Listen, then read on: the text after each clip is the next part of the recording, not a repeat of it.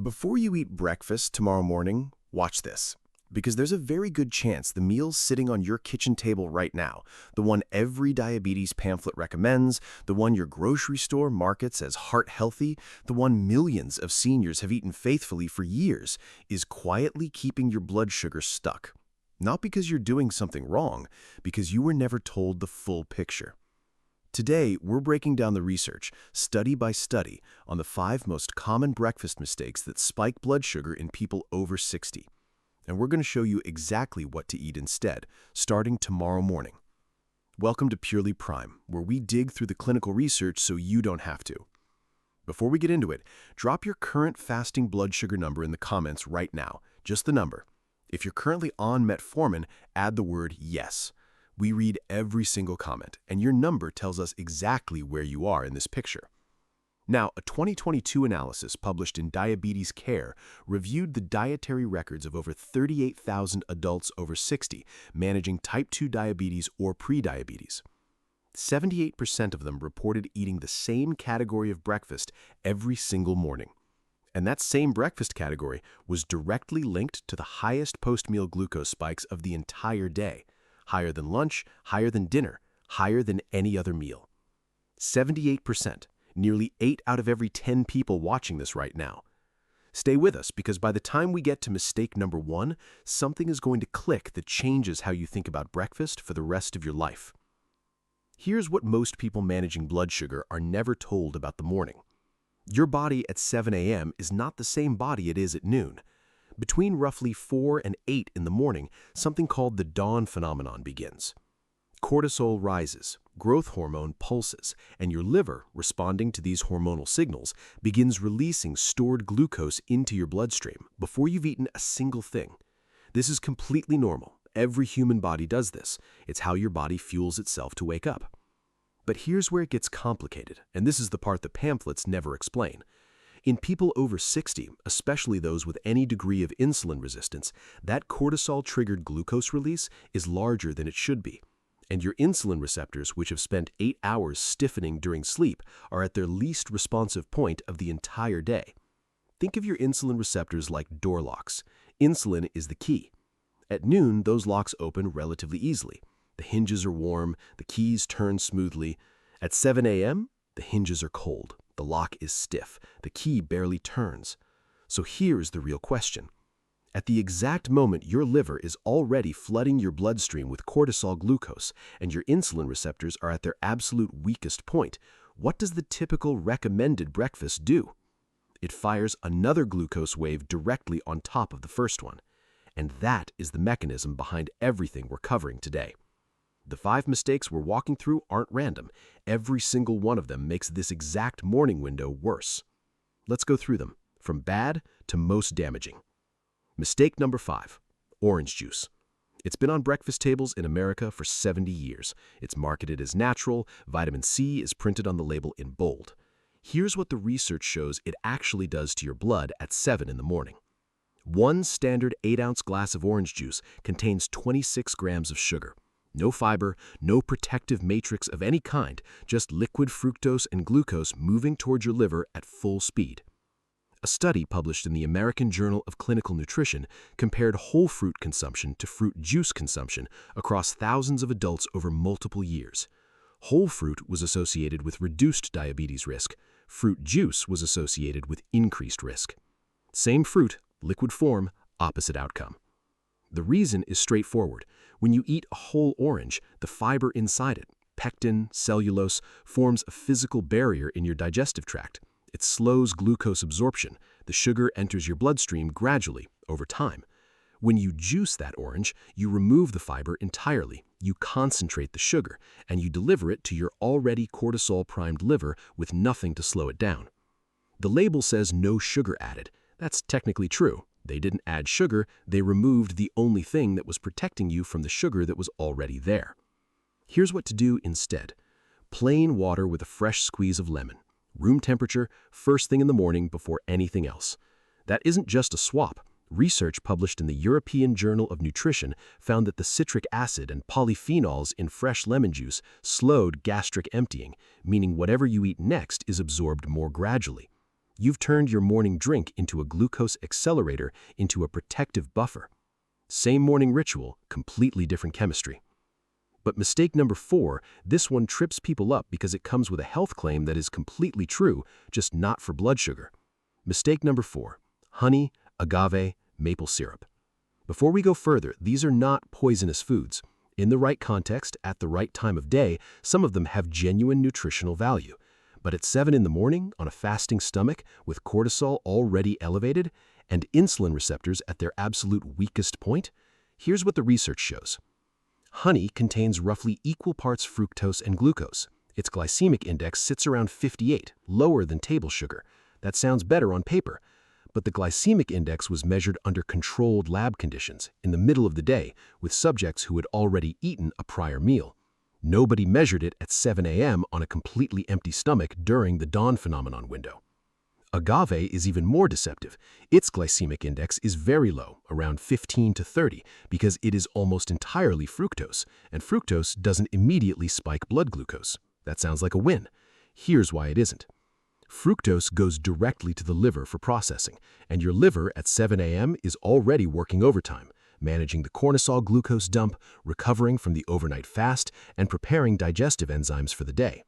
Adding a concentrated fructose load to an already busy liver triggers what researchers call hepatic insulin resistance. The liver begins ignoring insulin signals.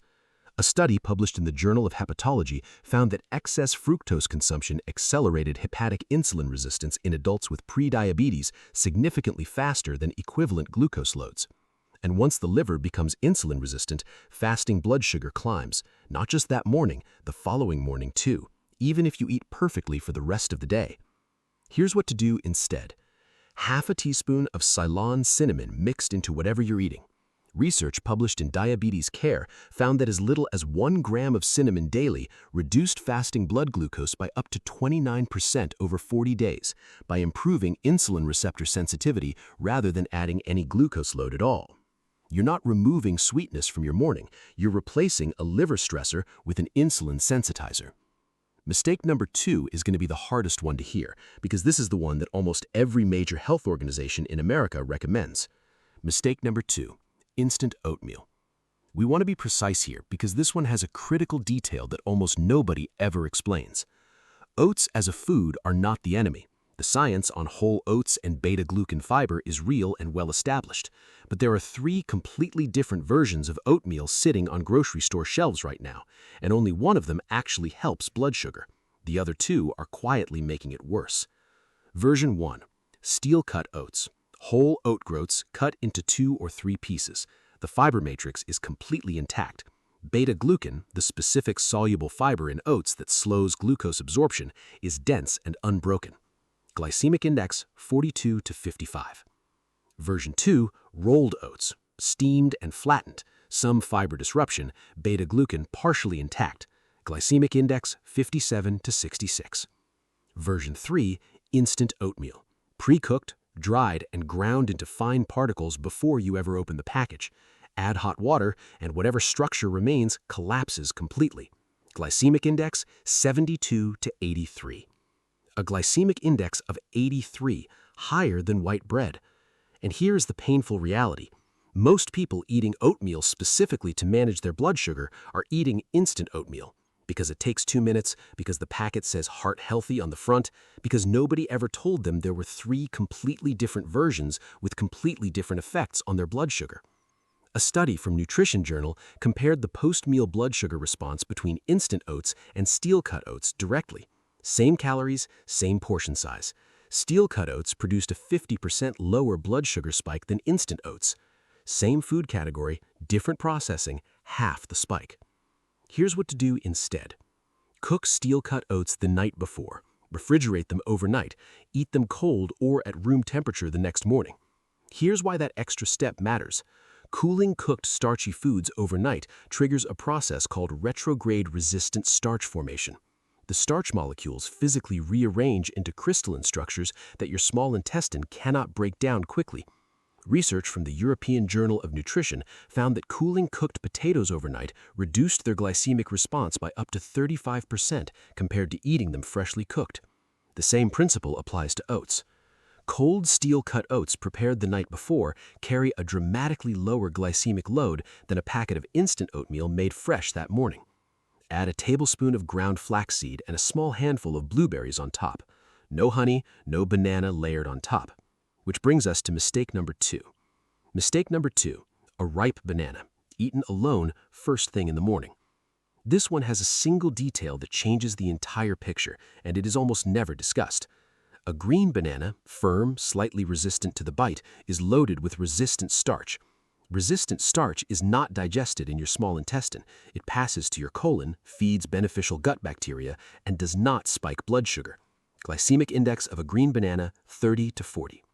A ripe banana, yellow, soft, spotted, that resistant starch has fully converted into simple sugar. Same banana, same size, same weight, glycemic index 62. A study published in Diabetic Medicine confirmed that ripe banana consumption produced significantly higher post-meal blood sugar spikes than green banana consumption in people with type 2 diabetes, and the difference was amplified when the banana was eaten without any protein. But here's the part specific to mornings. Even a green banana, eaten alone on a completely empty stomach at 7 a.m., arrives in your digestive system with nothing in front of it. No protein triggering protective hormones, no fat slowing gastric emptying, no previous food creating any friction at all. Whatever glucose the banana releases, however gradually in isolation, now has a completely clear, frictionless path directly into your bloodstream, at the exact window when cortisol glucose is already elevated and insulin receptors are at their stiffest. And most people are not eating a green banana. They're eating a ripe, spotted, sweet banana that has been sitting in the fruit bowl since Tuesday. Here's what to do instead. Buy bananas slightly green, slice half of one and refrigerate it overnight. Cooling increases the resistant starch even further. Then eat it after protein, not before, not alone, and not first. That single change, protein before banana, green, not ripe, refrigerated, not room temperature, transforms this from a blood sugar spike into a slow, controlled energy release. Which brings us to mistake number 1, the one that makes every other mistake on this list worse. Mistake number 1, eating carbohydrates before protein. That sounds almost too simple. Stay with us, because the mechanism behind this is one of the most important things we will ever cover on this channel. When the first food your stomach processes in the morning is a carbohydrate, oatmeal, fruit, juice, toast, anything, your gut does not release a hormone called GLP-1. GLP-1, glucagon-like peptide 1. You may recognize that name. It is the hormone that several expensive new diabetes medications try to mimic pharmaceutically. Your body produces it naturally, but only under the right condition. That condition is protein arriving first. When protein is the first substance your gut processes in the morning, eggs, Greek yogurt, cottage cheese, even a small handful of nuts, your intestinal cells release GLP-1 within minutes. And GLP-1 does 3 things at once. 1. It slows gastric emptying. Everything that follows, including whatever carbohydrates you eat next, moves through your digestive system more slowly.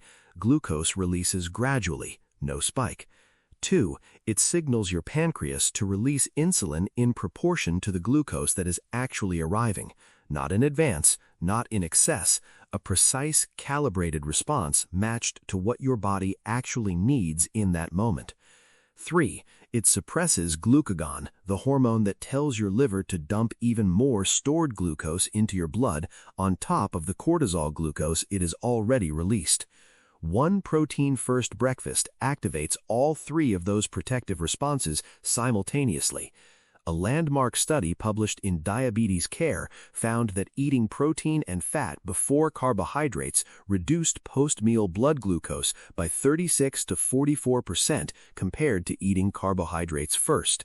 Same meal, same total calories, same carbohydrates, different order. 44% lower glucose spike. The classic recommended diabetic breakfast, orange juice first, then instant oatmeal, ripe banana on top, honey drizzled over, is carbohydrates first, middle, and last. Not a single gram of protein until lunch. No GLP-1 activation, rapid gastric emptying, a full glucose wave crashing into an already cortisol-primed insulin-resistant bloodstream. Every single morning. Here is the replacement. 2 eggs scrambled in a small amount of olive oil. A handful of spinach wilted into the pan alongside them. Then, 10 minutes later, half a cup of frozen blueberries stirred into plain Greek yogurt. That is it. The eggs and spinach activate GLP-1 and provide fat-soluble nutrients. The Greek yogurt adds a second protein source along with gut-beneficial bacteria. The blueberries provide anthocyanins, compounds studied in the Journal of Nutrition for their ability to activate an enzyme called AMPK inside your cells, which physically opens your cells to absorb glucose from the bloodstream more efficiently. No juice, no instant oatmeal, no ripe banana, no honey. Just food in the right order at the right time during the window when the order matters most. Step 1. Remove these from your morning this week. Orange juice, instant oatmeal, ripe bananas eaten alone, honey or agave as a morning sweetener. Step 2. Protein first. Every single morning. 2 eggs, plain Greek yogurt, or cottage cheese. Eat your protein completely before touching anything else on the table. Step 3. Wait 10 minutes before adding carbohydrates. Let GLP-1 activate. Let gastric emptying slow. Give your protective hormones time to run before the glucose arrives. Step 4. Add your carbohydrates second. Half a cup of blueberries, a small portion of steel-cut oats prepared the night before, a few slices of green banana if you love banana. Never first, always after protein. Step 5. Replace juice permanently. Water with a fresh squeeze of lemon, room temperature, every morning before anything else enters your body. Step 6. Track your numbers. Check your fasting blood sugar tomorrow morning before breakfast. Check it again 2 hours after your new breakfast. Write both numbers down. Do this for 7 days straight. The pattern you see will be clearer than anything we could explain in a video. Step 7. Start tonight. Boil a batch of steel-cut oats right now. Refrigerate them. Buy a bag of frozen blueberries. Put a glass of water on your nightstand. Set your green bananas aside. Tomorrow morning is already set up before you go to sleep tonight. That's the full picture. 5 breakfast mistakes, 5 mechanisms, 5 replacements, all backed by published research, all starting tomorrow morning. Now, here's what we need from you in the comments right now. Tell us your current breakfast. Write out exactly what you eat and exactly what order you eat it in. And tell us your fasting blood sugar number if you're comfortable sharing. We read every single comment on this channel, and we want to know where you're starting from, because that tells us exactly what to cover next. If this gave you something useful today, something that finally explained why the numbers haven't been moving despite doing everything right, share this video with someone who needs it. Because the research we covered today has been published for years. It's sitting in journals. It's been replicated across tens of thousands of participants. And most people managing blood sugar every single day have never heard a word of it. That's exactly why Purely Prime exists. We'll see you in the next one. Purely Prime, for educational purposes only. This content does not constitute medical advice. Always consult a qualified healthcare provider before making changes to your diet, lifestyle, or medication.